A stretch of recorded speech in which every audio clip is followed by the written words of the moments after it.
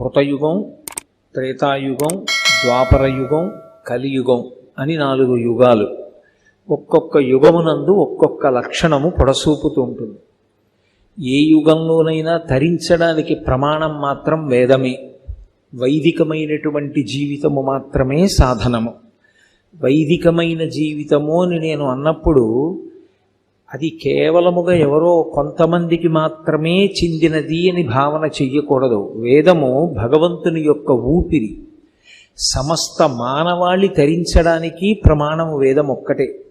అటువంటి వేదాన్ని ప్రమాణంగా చేసుకుని జీవితాన్ని తీర్చిదిద్దుకోవడాన్ని వైదికము అని పిలుస్తారు. అంతేకాని వైదికము అన్న మాటకు అర్థం ఏదో ఒక్క బ్రాహ్మణులకు మాత్రమే సంబంధించినది అని పొరపాటు పడకూడదు. అందరూ తరించడానికి వేదమే మార్గం చెప్పింది. అటువంటి మార్గాన్ని అవలంబించి తరించడానికి ప్రయత్నించడాన్ని వైదికమైనటువంటి జీవితము అంటారు. అటువంటి వేదమే అన్ని యుగములలోనూ ప్రమాణమై ఉంటుంది. కలియుగం దగ్గరికి వచ్చేటప్పటికీ కొన్ని ప్రత్యేకమైనటువంటి ఇబ్బందులు ఉంటాయి. ఎందుకంటే ఎప్పుడైనా సరే ధర్మాచరణము చెయ్యాలి అంటే ఆ ధర్మాచరణమునందు దేశము కాలము అనేటటువంటి 2 చాలా ప్రధానమైనటువంటి పాత్ర పోషిస్తాయి. మనం ఎక్కడున్నాం, ఏ కాలంలో ఉన్నాం, ఈ రెండిటికి విశేష ప్రాధాన్యత ఉంటుంది. ఈ యుగం కలియుగం. కలిపురుషుడి యొక్క ఉత్పత్తే చాలా ఆశ్చర్యకరమైనటువంటిది.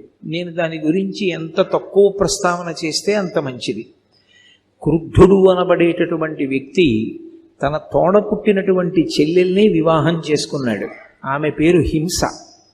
ఆ క్రుద్ధుడు హింస అనబడేటటువంటి అన్నా చెల్లెళ్ళు పెళ్లి చేసుకుంటే వాళ్ళకి కలిగినటువంటి కుమారుడు కలిపురుషుడు. అంటే ఎంత వేద విరుద్ధమైనటువంటి జీవితంలోంచి కలిపురుషుడు వచ్చాడు అన్నది అర్థమవుతూ ఉంటుంది.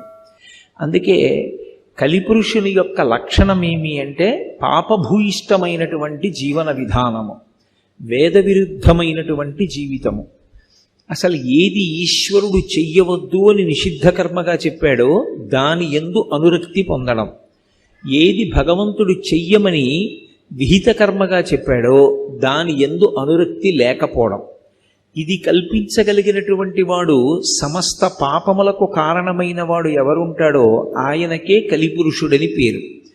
కలియుగంలో ఉండేటటువంటి ప్రధాన లక్షణాల్లో ఒకటి ఏమిటి అంటే రాక్షసులకు శరీరం ఉండదు.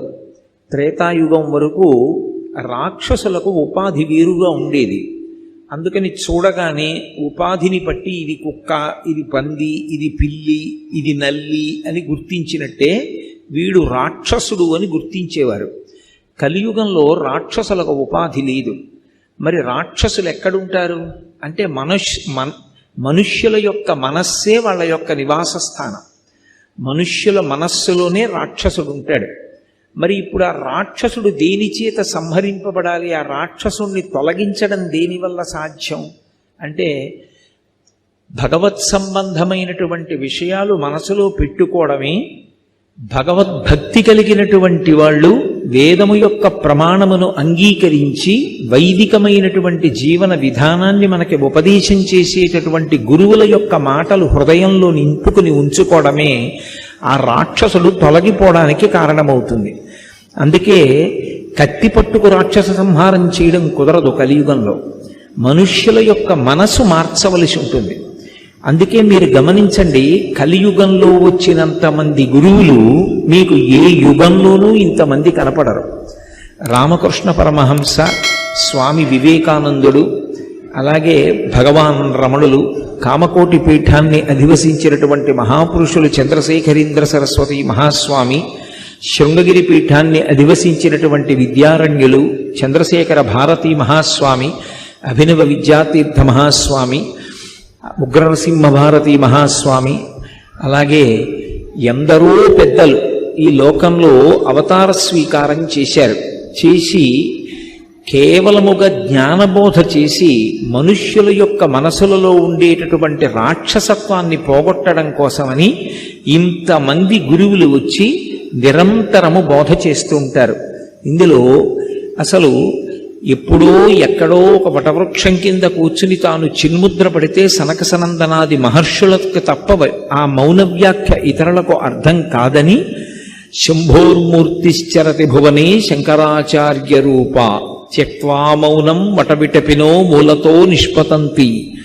ఆ వటవృక్షం కింద కూర్చుని తాను చిన్ముద్ర పడితే కొంతమందికి మాత్రమే అర్థమవుతుందని తాను ఈ దేశమంతటా సంచారం చేసి వేదము యొక్క ధర్మాన్ని లోకానికంతటికీ ప్రచారం చేయడం కోసమని తాను సన్యాసాశ్రమ స్వీకారం చేస్తే ఒక చోట ఉండవలసిన అవసరం లేకుండా పాదచారి అయి భారతదేశమంతటా పర్యటించడానికి అవకాశం ఆశ్రమధర్మంగా దొరుకుతుందని తాను చిన్నతనంలో సన్యసించి భారతదేశమంతటా పాదచారి అయి పర్యటించి వేదము యొక్క ప్రమాణాన్ని వేదాంతర్గతమైనటువంటి అద్వైత సిద్ధాంతాన్ని భక్తితో కూడినటువంటి కర్మాచరణము యొక్క ప్రాధాన్యాన్ని షణ్మత స్థాపనాచార్యులై పంచాయతన పూజా విధానాన్ని ప్రవేశపెట్టి ఎన్నో స్తోత్రములను మనకు అందించి కైలాసం నుంచి 5 శివలింగాలు తీసుకొచ్చి భారతదేశంలో ప్రతిష్ఠించి సౌందర్యలహరి వంటి స్తోత్రాన్ని అమ్మవారి దగ్గర నుండి తీసుకొచ్చి మనకు అనుగ్రహించి ఎన్నో దేవాలయాలకి కుంభాభిషేకాలు చేసి శ్రీచక్ర ప్రతిష్ఠ చేసి ప్రాతస్మరామి స్తోత్రం దగ్గర నుంచి ప్రస్థానత్రయమైనటువంటి భగవద్గీత ఉపనిషత్తులు బ్రహ్మసూత్రములకు వ్యాఖ్యానమిచ్చి భారతదేశాన్ని వైదికమైనటువంటి మార్గంలో ప్రయాణింపచేయడమే కాకుండా అవైదికమైనటువంటి వాదనలు మళ్ళీ ఈ దేశంలో ప్రబలకూడదని తూర్పున జగన్నాథులో గోవర్ధన పీఠము, పడమర ద్వారకలో కాళికా పీఠము, ఉత్తరమున బదరికాశ్రములో జ్యోతిపీఠము, దక్షిణమున శృంగగిరిలో శారదాపీఠముంచి కామకోటి మఠాధిపతులై ఈ దేశాన్ని ఉద్ధరించినటువంటి మహాపురుషులు శంకర భగవత్పాదులు. అలా ఎందరో గురువులు అనుగ్రహిస్తూనే ఉన్నారు, వస్తూనే ఉన్నారు, జ్ఞానబోధ చేస్తూనే ఉన్నారు. దానికి కారణం కలియుగంలో మనుష్యుని యొక్క మనస్సులో ఆ రాక్షసులు కూర్చుని ఉండడం, మనుష్యుణ్ణి సంహరించడం సాధ్యం కాదు కాబట్టి ఆ రాక్షసుల్ని తొలగించేటటువంటి ప్రయత్నం చెయ్యడం. కలియుగం యొక్క ప్రభావం ఎలా ఉంటుంది, కలియుగంలో ఉండేటటువంటి లక్షణాలు ఎలా ఉంటాయి, ఈ విషయాల్ని మనకి ప్రధానంగా భాగవతం చెప్పింది. మహాభారతంలో ఆరణ్య పర్వంలో ధర్మరాజు గారిని కలుసుకొని అక్షహృదయాన్ని ఉపదేశం చేసేటటువంటి సమయంలో బృహదశ్వుడు అనబడేటటువంటి మహర్షి కలియుగ లక్షణాల్ని వివరించాడు. కలియుగం ఎలా ఉంటుంది అనేటటువంటి విషయాల్ని బోధ చేశాడు. ద్వాపర యుగం పూర్తయి కలియుగం ప్రారంభమైంది. పరీక్షిన్ మహారాజు గారు ధర్మరాజు గారి యొక్క మనవడు పట్టాభిషేకం చేసుకుని రాజ్యాన్ని పరిపాలన చేస్తున్నాడు. కురుజంగాల దేశము అనబడేటటువంటి ప్రాంతంలో కలిపురుషుడు ప్రవేశించాడు అని వార్త వచ్చింది. కలిపురుషుడు ప్రవేశిస్తే ధర్మము నశించిపోయి లోకమంతటా అధర్మము ప్రబలిపోతుంది. ధర్మము అంటే ఏది వేదము చేత చెప్పబడిందో అది మాత్రమే ధర్మము. ధర్మము ఇది అని చెప్పడానికి అధికారము ఎవ్వరికీ లేదు లోకంలో. ఇది ధర్మము అని చెప్పాలంటే దానికి అధికారమున్నది వేదమొక్కటే. ఈ మధ్యకాలంలో ఆంధ్రదేశం అలాగే ఈ చెన్నై పట్టణంలోనూ ధర్మ విజయ యాత్ర చేసి ఇక్కడ చాతుర్మాస్యం చేసినటువంటి శృంగగిరి పీఠాధిపతులు భారతీ తీర్థ మహాస్వామి వారు కూడా ధర్మ విజయ యాత్ర అన్న పేరుతోటే యాత్ర చేసి ప్రతి చోట చెప్పిన మాట అదే. ధర్మమును చెప్పడానికి అధికారం ఎవరు? కేవలము వేదమొక్కటే. వేదమునకు వినా ధర్మము ఇది అని చెప్పేటటువంటి అధికారము ఎవ్వరికీ లేదు. ఆ ధర్మం ముందు తెలుసుకోవాలి.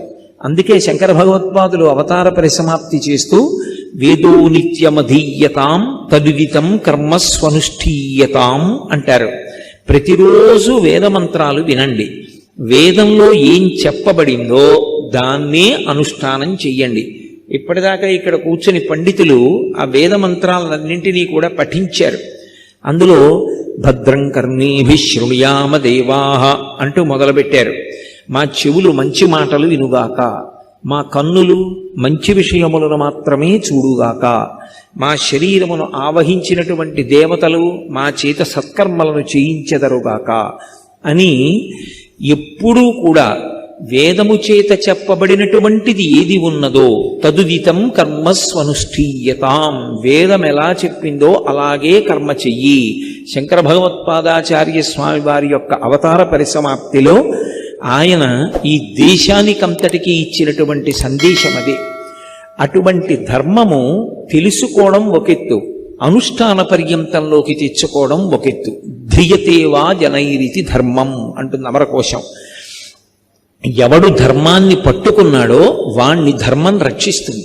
ధర్మో రక్షతి రక్షిత అంటే ధర్మాన్ని రక్షించడం అంటే ధర్మాన్ని అనుష్ఠానం చెయ్యడం, ధర్మాన్ని పాటించడం. అలా ఎవరు ధర్మాన్ని పాటిస్తారో వాళ్ళని ధర్మము రక్షిస్తుంది. కాబట్టి ఇప్పుడు ఆ ధర్మము లుప్తమైపోతుంది. కలిపురుషుడు ప్రవేశిస్తే తన పరిపాలనలో ధర్మము లుప్తము కావడానికి వీల్లేదు. శ్రీకృష్ణ పరమాత్మ యొక్క సహాయంతో నా తాతలైనటువంటి ధర్మరాజాదులు, పాండవులు 5 ఎంతో ధర్మాన్ని ఈ లోకంలో స్థాపించారు, నిర్వహించారు.